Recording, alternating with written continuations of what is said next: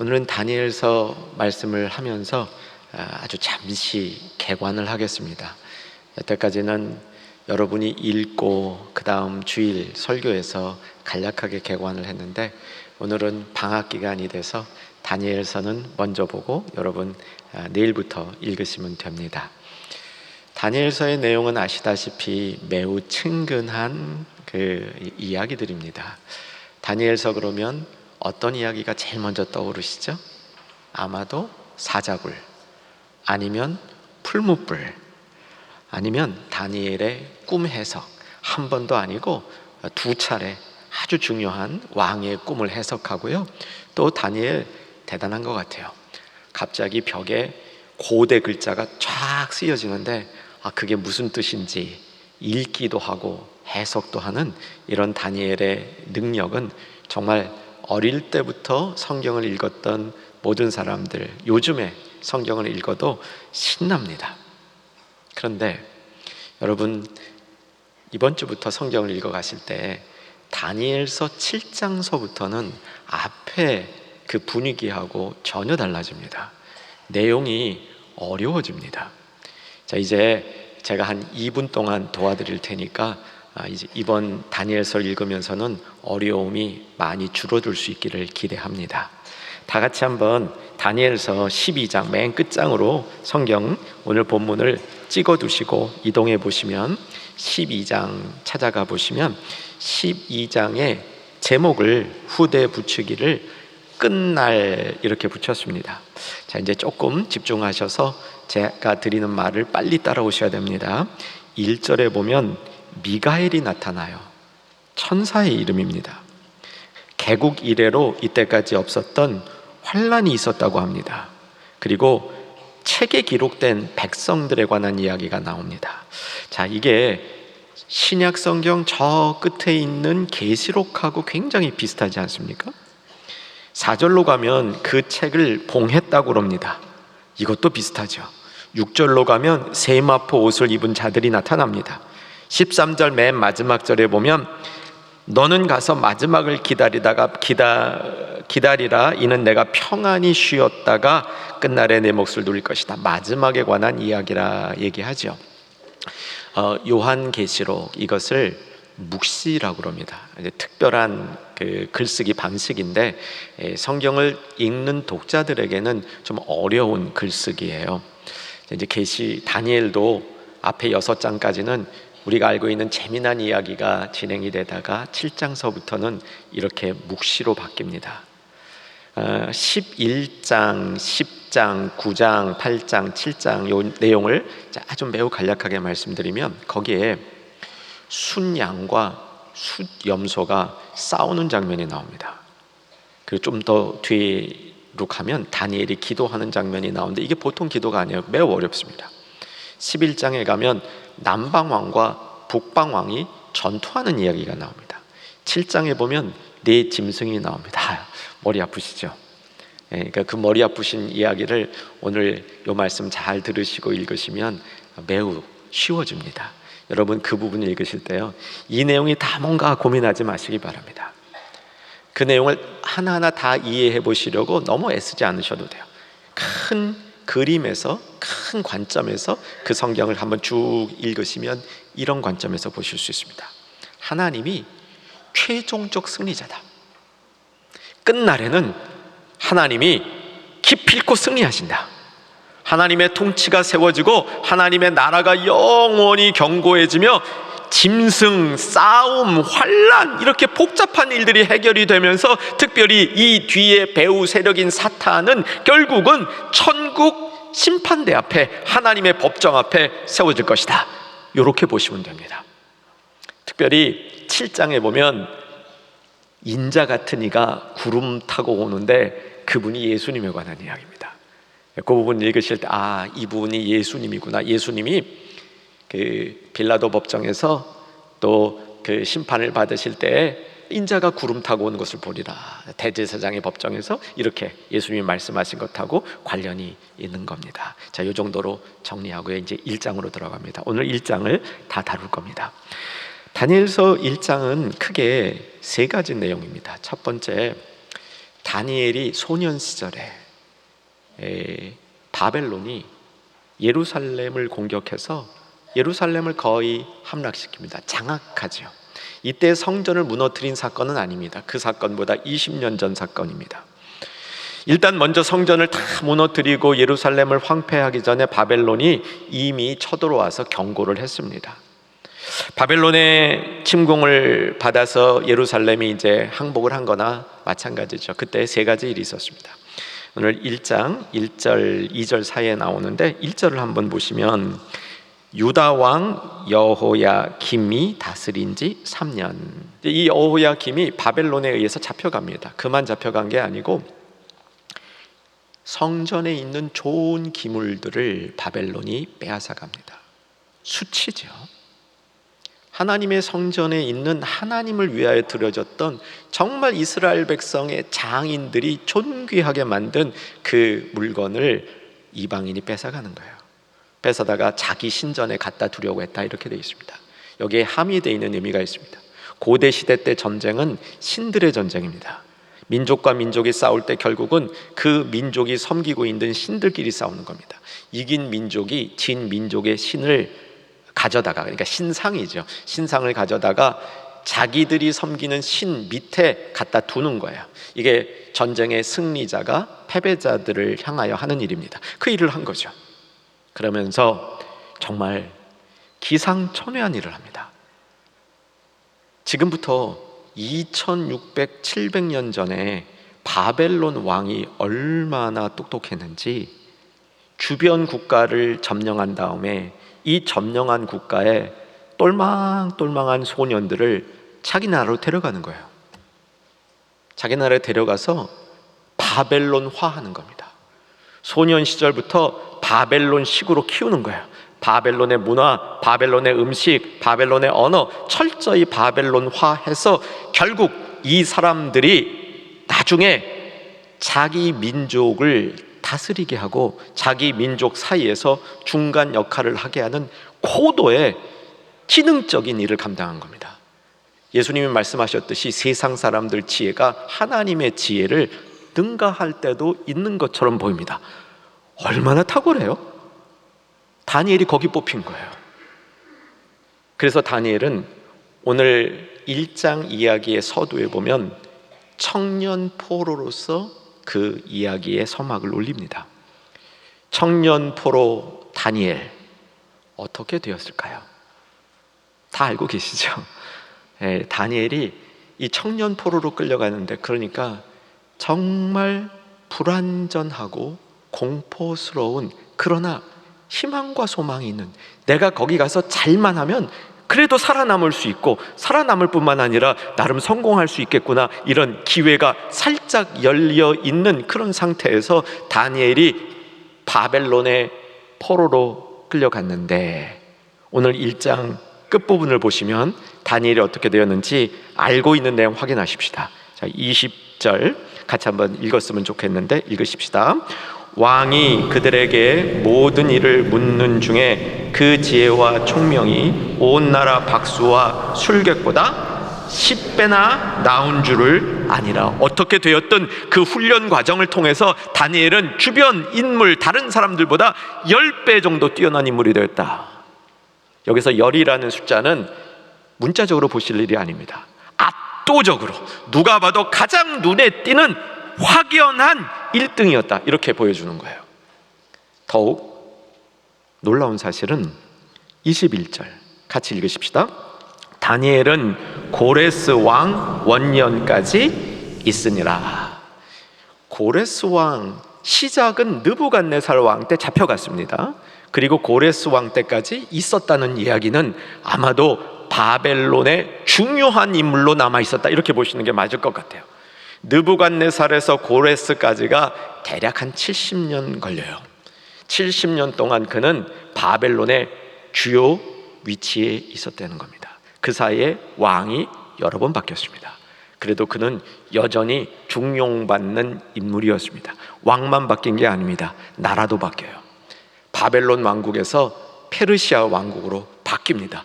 아니, 왕조가 바뀌었는데, 나라가 바뀌었는데도 그는 여전히 중요한 인물로 그 바벨론에 거주하고 있었다는 사실이죠.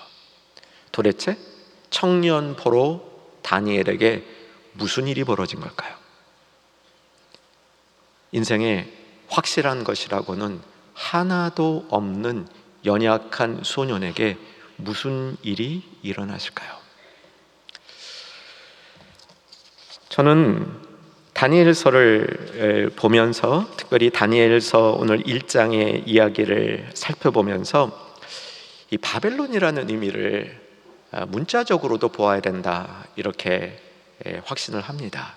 바벨론은 당시에 있었던 나라고 짧은 기간이지만 세계 최강국이었고, 예루살렘을 침공해서 성전을 무너뜨리고, 예루살렘을 사실 3번 침공했습니다. 그래서 성전도 무너뜨리고 이스라엘 백성을 죄다 포로로 끌어간 그런 나라인데, 사실은 성경이 바벨론을 이야기할 때는 세속주의, 하나님의 가치를 부정하는 세상, 그런데 잘 되고 있는 세상. 그래서 믿음의 눈으로 보면 세상이 어떻게 이렇게 잘 될 수 있을까? 과연 믿는 사람들이 이 세상 속에서 신앙을 가지고 살아남을 수 있을까 하는 그런 막강한 세력, 넘사벽과 같이 넘을 수 없어 보이는 세상의 힘, 세상의 화려함, 세상의 진누름, 이런 것들을 상징하는 것이 바벨론이라 볼 수 있겠습니다. 여러분, 우리 시대에도 점점 이 세상은 바벨론과 같이 되는 것 같습니다. 지금 젊은이들이 살아가는 세상은 더 강력한 바벨론이 되어가고 있는 것 같습니다. 오늘 예배를 드리고 있는 청년 세대들이 있으시다면 바벨론에서 승리했던 다니엘의 모델이 여러분에게 나타나기를 주 안에서 소망하며 축복합니다. 우리 청소년들 더욱더 그런 것 같아요. 지금 청년들보다 앞으로 이 세상의 주역이 될 청소년들은 더욱더 강력한 바벨론을 만날 것 같습니다. 그 안에서도 승리하는 길은 다니엘이 어떻게 살았는지를 눈여겨보는 데 있다고 믿습니다. 나이 드신 세대 마찬가지입니다. 역시 이 세상 마지막에 살아가야 될 나이 든 세대 속에 이 세상도 바벨론 속에 승리하는 다니엘의 모습이, 다니엘의 그 방법이 우리에게 삶을 살아가는 복된 지혜를 주리라고 확신하는 겁니다. 자, 다니엘이 어떻게 하였을까요? 다니엘은 뜻을 정하였습니다. 8절을 보시기 바랍니다. 1장 8절, 1장 8절.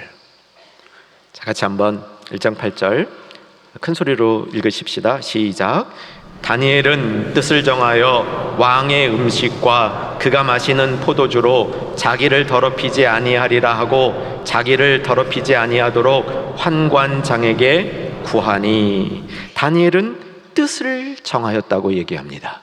그 뜻을 정한 내용이 뭐라고 얘기합니까? 자기를 더럽히지 아니하겠다고 뜻을 정했다고 얘기합니다. 그가 정한 뜻의 방향과 목적은 자기를 더럽히지 아니하는 것이죠. 자기를 더럽히지 아니하는 것을 다른 표현으로 좀 바꿔보면 세상에 동화되지 않겠다고 뜻을 정했습니다.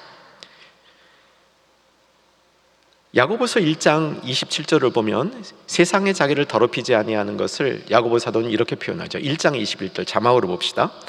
읽으십시다.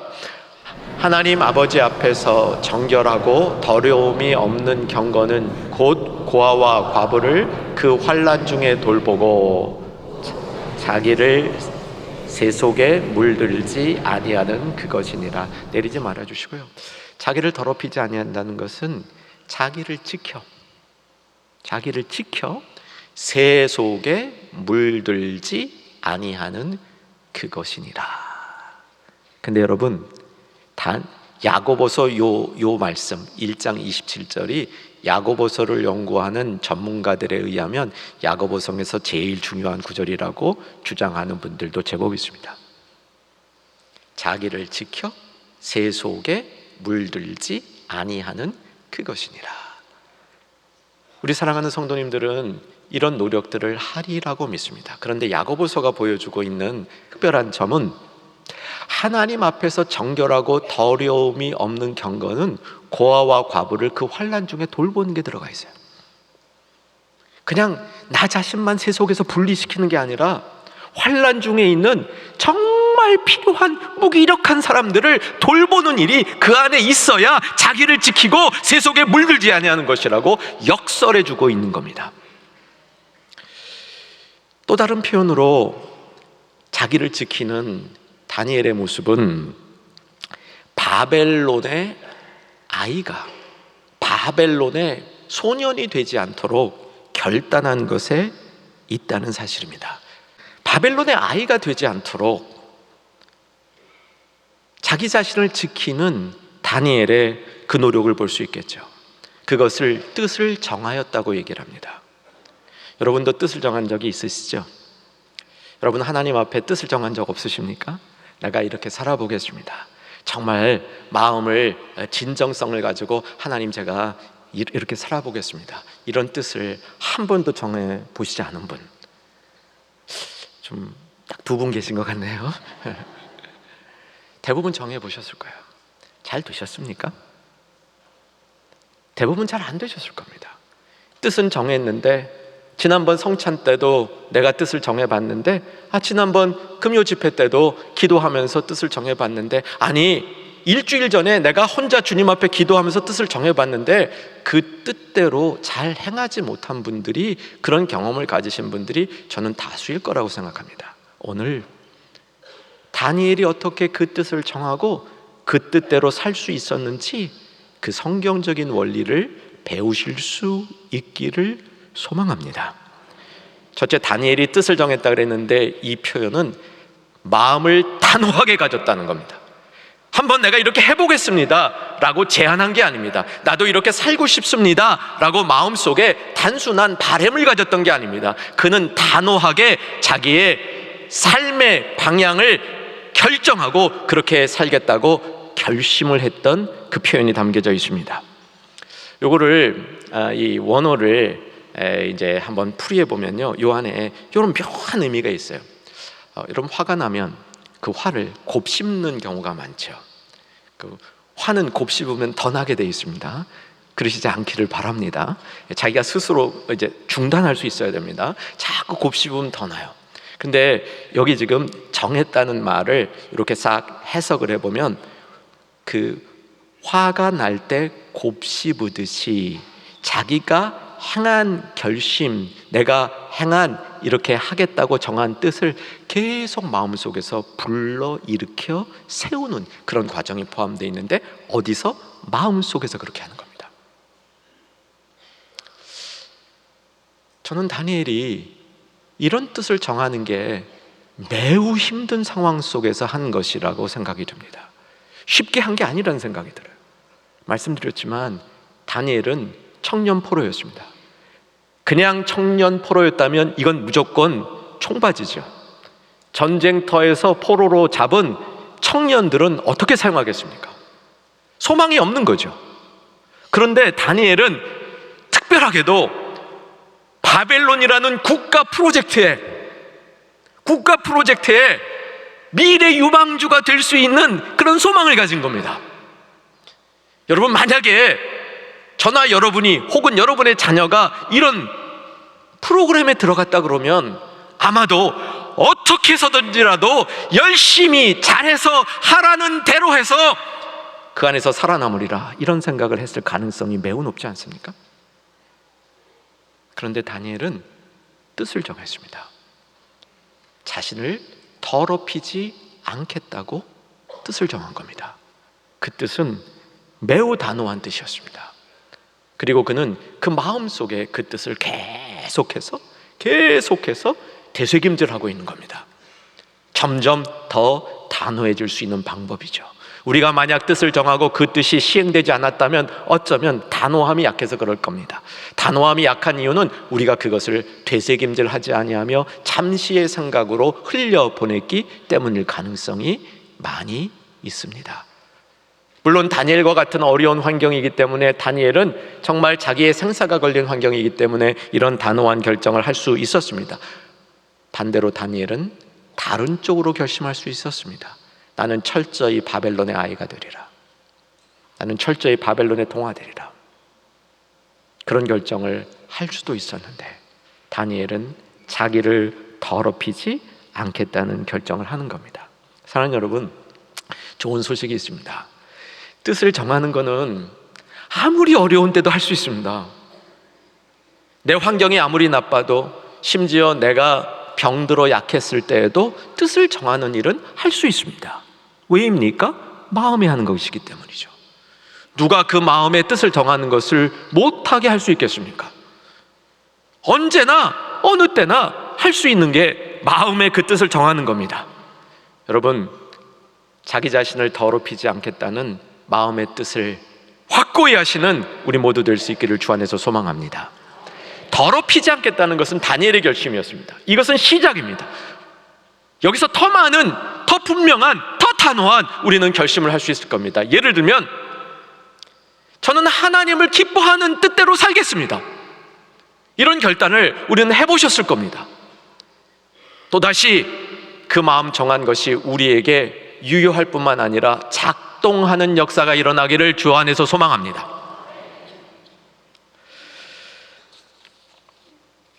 단순히, 아주 단순하게, 사랑하는 여러분, 뜻을 정한다 했을 때 대단하고 복잡한 것 아니고 단순하게 정할 수도 있습니다. 다니엘은 자기를 더럽히지 않겠다고 단순히 정했죠. 우리는 내가 이 시간 이후 하나님에게 늘 붙어 있겠습니다. 세상에 사는 동안 소금과 빛이 되겠습니다. 정직하고 겸손하고 선하게 살겠습니다. 이런 뜻을 정하되 그 뜻이 다니엘과 같이 될 수 있기를 소망합니다. 다니엘이 그 뜻을 정했을 때, 자기 자신을 더럽히지 않겠다고 정했을 때, 세속에 물들지 않겠다고 정했을 때, 바벨론의 아이가 되지 않겠다고 정했을 때, 오늘 본문에 보니까 하나님이 두 가지를 주십니다. 이 내용은 꼭 기억했으면 좋겠습니다. 하나님이 두 가지를 주셨는데, 첫 번째 9절을 보시면, 자 9절 같이 보시고요. 9절 읽겠습니다. 하나님이 다니엘로 하여금 환관장에게 은혜와 긍휼을 얻게 하신지라. 은혜를 주셨습니다. 은혜와 긍휼로 나오는데 줄여서 은혜라고 하십시다. 하나님이 다니엘에게 은혜를 주셨고요. 두 번째는 뭐를 주셨냐면 17절 보시고요. 자, 역시 읽겠습니다. 하나님이 이 네 소년에게 학문을 주시고 모든 서적을 깨닫게 하시고 지혜를 주셨으되 다니엘은 또 모든 환상과 꿈을 깨달아 알더라. 이거 지혜를 주셨다고 정리하십시다. 그 지혜 가운데 꿈을 아는 능력도 주셨죠. 다 두 가지 뭘 주셨습니까? 은혜와 지혜를 주셨습니다. 다니엘에게 주신 은혜는 환관장을 통하여 나타났습니다. 환관장이 누구냐면요, 당시에 바벨론이 여러 나라를 정복했고 거기에 소년들을 데려다가 바벨론의 아이로 키웠다 말씀드렸죠. 엄청난 프로젝트입니다. 이 프로젝트의 총괄자입니다. 그러니까 뭐 좀 미사력으로 붙이면 미래 세계적 인재 육성 학교 교장 뭐 이렇게 붙일 수 있겠죠. 근데 그 프로젝트인 환관장에게 다니엘이 부탁을 하는 거예요. 왕의 음식, 왕이 하사하는 음식을 안 먹겠습니다. 저에게 좀 그럴 수 있도록 허락해 주십시오. 이런 부탁을 하는 거예요. 여러분, 이 부탁이 얼마나 어려운 부탁인 줄 아십니까? 다니엘 입장에서 이런 부탁을 할 수 있겠습니까? 그러다가 너는 관도 당장 아웃 이래버리면 그 인생 망가진 거죠. 끝난 겁니다. 근데 자기 인생을 걸고 다니엘은 환관장에게 제가 왕이 주는 음식을 안 먹어도 되겠습니까? 이렇게 얘기를 하는 거예요. 근데 하나님이 은혜를 주시니까 환관장이 그래 보라 그러는 거예요. 여러분, 은혜는 이런 겁니다. 특별히 내가 뜻을 정하고 나아갈 때 하나님이 은혜를 주실 때 그 은혜는 주변 사람들을 통해서 내가 그 뜻을 시행할 수 있도록 여건을 마련해 주는 그런 놀라운 방식으로 나타나는 경우가 종종 있다는 겁니다. 여러분, 이런 경험이 있으시길 바랍니다. 이런 경험이 여러분에게 간증이 되시길 바랍니다. 다니엘이 그 은혜를 경험하는 거예요. 이게 보통 일이 아니었어요. 왕이 주는 포도주와 음식을 먹으면 우선 첫째 건장해지죠. 아마 좀 이렇게 살이 오르고 보기 모습이 좋아지는 것 같아요. 당시의 문화는 그래도 이렇게 좀 이 살도 붙고 얼굴이 좀 떡두깨비 같고 이런 게 그게 좋은 모습이었잖아요. 그런데 그렇게 하려면 왕이 주는 포도주와 음식을 먹어야 했어요. 당시의 문화에서 음식을 먹는 것은, 그 나라 음식을 먹는 것은 그 문화에 동화되는 겁니다. 바벨론화하는 첫 번째 과정이 바벨론식 음식을 먹게 하는 거였습니다. 이름도 바꿨잖아요. 바벨론식 이름으로 바꾸고 그 음식을 먹게 하고 그 문화에 철저히 동화되는 바벨론의 아이를 만들려는 강제 동화 정책이 시작되는 거예요. 다니엘은 거기에 이렇게 해서 안 되겠다, 환관장에게 감히 음식을 안 먹겠다고 얘기하는데 이게 통한 거야. 이 환관장도요, 이거 잘못했다가는 자기도 문책방 당할 수 있었어요. 그런데 통한 겁니다. 왜 통했다고요? 하나님이 은혜와 긍휼을 베푸심으로. 하나님이 은혜와 긍휼을 다니엘에게만 베푼 게 아니에요. 환관장에게도 베푼 겁니다. 환관장이 다니엘을 이렇게 보는 순간 그의 마음속에 하나님이 주시는 은혜가 생긴 거예요. 그 다니엘을 보면서 긍휼의 마음이 생긴 거예요. 여러분, 내가 긍휼을 받는 것만 은혜가 아니라 다른 사람을 보면서 긍휼의 마음이 생기는 것도 은혜입니다. 하나님의 역사가 이렇게 일어나는 거예요. 그러고 시험했더니 열흘 뒤에 물하고 채식만 먹었는데 얼굴빛이 더 좋은 거야. 다른 왕의 진미를 먹은 친구들보다 그 얼굴빛이 더 좋았던 겁니다. 그래서 다니엘은 이 문제가 해결된 것이죠.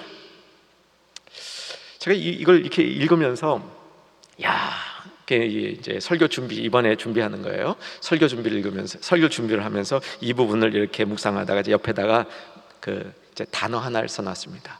피할 길. 피할 길. 피할 길을 주시는 거예요.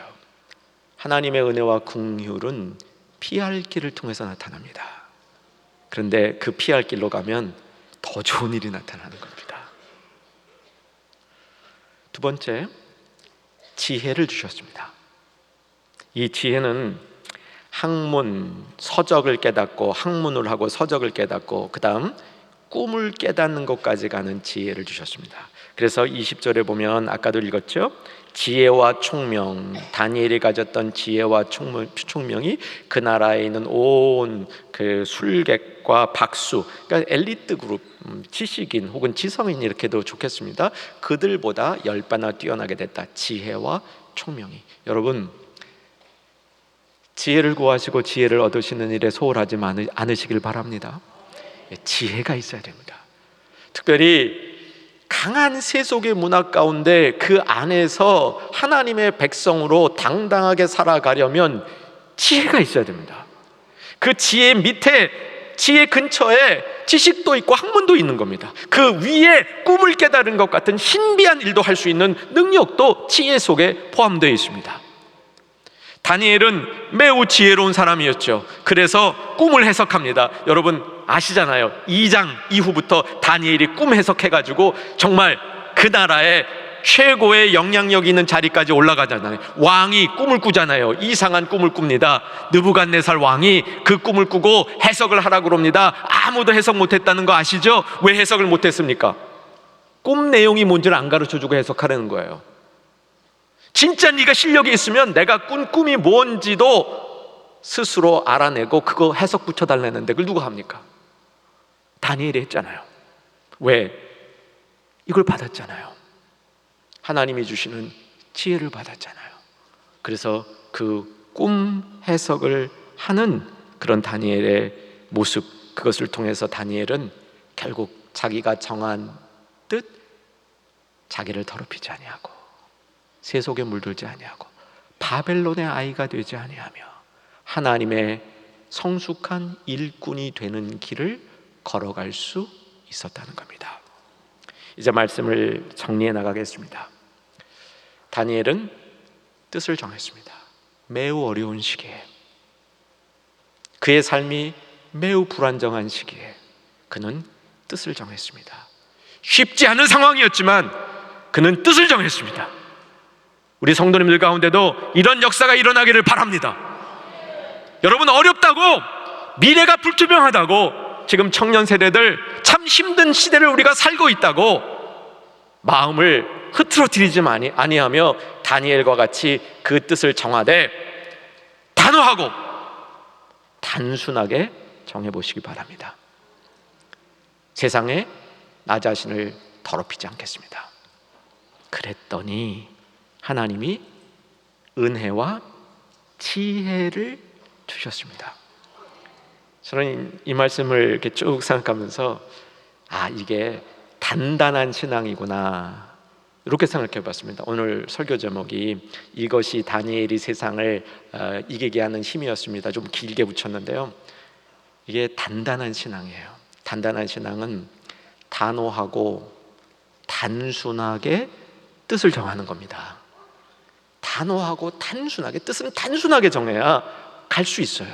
그랬더니 대단하신 하나님께서 무엇과 무엇을?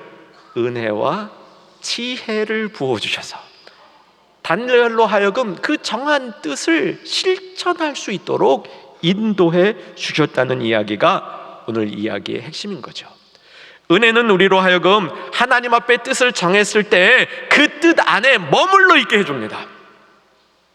은혜가 있어야 내가 정한 뜻 안에 머물러 있을 수 있습니다. 지혜는 내가 그 뜻을 정했을 때 반복적으로 행하는 것이 아니라 더 발전된 모습으로 정한 뜻을 실현해 나가고 확장시키게 나가도록 이끌어주는 겁니다. 그래서 은혜와 지혜를 하나님이 부어주실 때 우리가 정한 뜻을 실천해 나갈 수 있게 된다는 사실입니다. 자, 이제 다니엘의 인생이 근 70년 동안 이렇게 긴 이방 땅에서 사회적 영향력을 계속 미치며 살 수 있었던 이유를 찾아보십시다. 다니엘은 바벨론의 아이로 살기를 거부했습니다. 그리고 바벨론에서 청년이 되었고 바벨론의 리더가 되었고 그 누구도 넘나볼 수 없는 다니엘, 정말 바벨론 역사에 뛰어난 지도자가 되었습니다. 본인은 바벨론의 아이가 되지 않기로 결단을 했는데 얼마나 특별한 일입니까? 우리는 우리 자신이, 우리 자녀들이, 우리 손주들이 세상의 아이가 되어야 이 세상에서 살아남을 수 있다고 생각합니다. 세상에서 성공할 수 있다고 생각합니다. 그런데 다니엘은 바벨론의 아이가 되지 않기로 단호하게 거부했는데 바벨론 최고의 인물이 되는 겁니다. 왕 빼고 최고의 인물이 된 겁니다.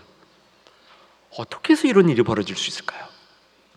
다니엘은 한 왕에게 충성하는 신하가 된 것이 아니라 영원하신 왕, 한 나라의 일꾼이 되려고 한 게 아니라 영원한 나라의 일꾼이 되려고 결정을 하니까 하나님이 70년 동안 왕이 바뀌어도, 나라가 바뀌어도 계속해서 하나님의 일을 감당하는 그 일꾼으로 세워주셔서 이렇게 길도록 하나님의 역사를 이루는 인물이 되었다는 겁니다. 다니엘서 2장 44절을 보겠습니다. 2장 44절. 느부갓네살이 꾼 꿈, 그 꿈에 대해서 다니엘이 해석해 주면서 다니엘이 선포한 것은 하나님의 나라를 선포하고 있습니다. 2장 24절 말씀, 2장 44절 말씀 제가 읽어드릴게요. 이 여러 왕들의 시대에 하늘의 하나님이 한 나라를 세우시리니 이것은 영원히 망하지도 아니할 것이요 그 국권이 다른 백성에게로 돌아가지도 아니할 것이요 도리어 이 모든 나라를 쳐서 멸망시키고 영원히 설 것이다. 느부갓네살 왕이여, 당신은 진정한 왕이 아닙니다. 당신의 나라가 대단해 보이지만 당신의 나라가 끝이 아닙니다. 하나님이 진정한 왕이시고 그의 나라가 영원한 나라입니다. 다니엘은 아마 이렇게 얘기했을 겁니다. 저는 그 나라의 아이입니다. 그 하나님 나라의 사람입니다. 그 하나님 나라를 섬기는 일꾼입니다. 이렇게 고백한 다니엘의 인생을 하나님이 길게 사용하셨습니다. 사랑하는 여러분, 다니엘에게 있었던 뜻을 정했던 그 마음, 그리고 그 마음에 부어주셨던 하나님의 은혜와 지혜, 그리고 그 결과, 이 모든 성경의 이야기가 우리의 심령 속에 오래 남을 수 있기를 주의 이름으로 축원합니다.